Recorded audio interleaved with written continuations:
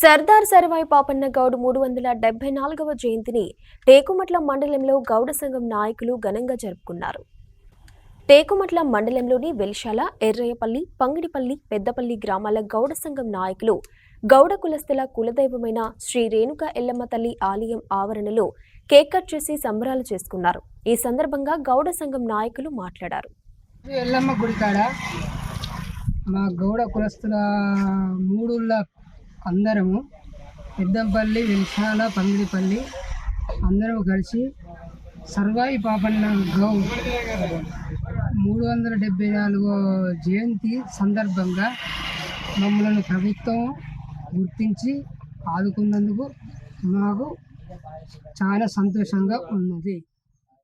పంగిడిపల్లి మరియు పెద్దంపల్లి గ్రామ కులస్తుల గౌడ కులస్తులు అందరం కలిసి సర్దార్ సర్వాయి పాపన్న గౌడు జయంతి 374వ జయంతి జరుపుకున్నాం.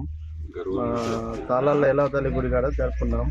ఇదంతా ప్రభుత్వం గుర్తించినందుకు వాళ్ళకు ధన్యవాదములు. మేము అందరం గౌడ కులస్తులు అందరం కలిసి జరుపుకున్నాం.